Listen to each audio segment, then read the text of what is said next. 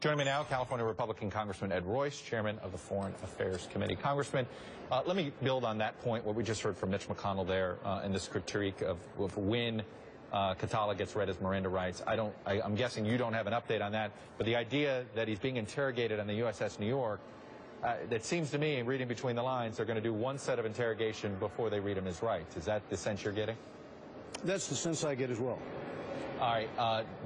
Are you comfortable if that's this basically split that the administration does, one set of interrogation, then do this in civilian court? I know you would prefer it not to be in civilian court at all, but are you okay with that solution?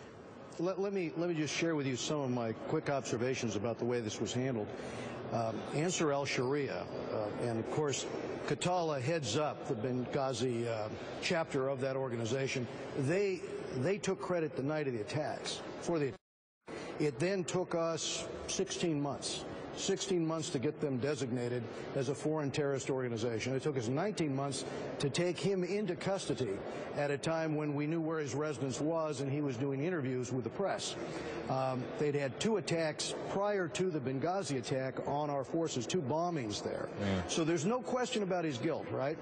And now we're going to give him the full due process rights that we would give an American citizen. The question is, if you do that, how easy is it to get information from him? How easy is it to send the message to his Confederates that we're going to be able to pick them up as well? It begins to look as though the bureaucracy has weighed this down to the point where it takes a very slow turn of the wheels of justice to get anything done. And this is an enemy combatant, so well, we have a different attitude. Well, my question is, and I'm about to go live to Gitmo in a few minutes, but, sure. You know, it's not like this military tribunal business is somehow efficient. Hasn't the civilian court arguably handled these terrorism cases in a much swifter way? Well, I would argue that with respect to the civilian court and not granting the full due process rights, we do at the end of the day, in the opinion of a lot of prosecutors, have a better chance, though it's cumbersome, a better chance of getting actionable intelligence. And that's the question for me. So you're less concerned about convicting this guy. You just want the intelligence, whether we actually send him to prison, in a federal prison, or Gitmo, you don't care. I'm fully confident that at the end of the day, with his record and him being there on site and him helping direct the attack, we're going to get him convicted. The question is, who else can we get convicted along with him, who's under him in his chain of command? All right, Congressman, I know that you're going to more. There's going to be a briefing of congressional leaders, and I assume also key heads of committees. You're ahead of a key committee.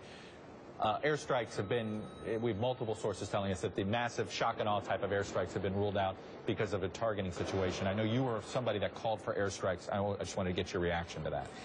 Yeah, there's been, you know, for 3 months, at least since March, when within our embassy there was this concern that this organization was moving across the border from Syria. This al-Qaeda affiliate was coming into Iraq, and there was an encampment. And the desire was, let's hit the encampment with drone strikes. Let's blow them to smithereens. Well, the executive branch ruled, the White House ruled, we weren't going to do that. The president made that call.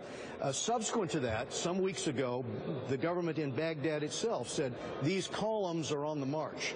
Now is the time to hit these columns of al-Qaeda because they are encroaching. They're going to hit these cities, and they're going to take these cities. Again, the decision was made not to strike. Again and again, this request has been made, and it's been denied by the president. And so for those of us that are concerned that they are increasingly getting access, $450 million that they took from the central bank in Mosul, all of the equipment that they're picking up as they move, they need air support. That is what the Iraqi military clearly need, and that can be done with drone strikes. So both from within our embassy and from the government in Iraq, there's been this request. We still can't get that accepted, and so we have a difference of opinion on that. Should one of the prices of America's involvement be Maliki's resignation? Well, I certainly am in agreement with that. Myself and Elliot Engel, my ranking member, pressed hard on Maliki on all of these points about his bad governance and not being inclusive. But at the end of the day, our key concern here is an al-Qaeda affiliate led by a guy who said to Americans when he was released from prison, I will see you guys in New York. Now, that is quite a threat from this individual who since then has made overtures for Europeans and Americans to come and train, obviously with the intent to send them home. I think we've got to keep the focus on removing his al-Qaeda affiliate from the field. All right. Congressman Ed Royce, of course, Chairman of the House Foreign Affairs. Thanks very much.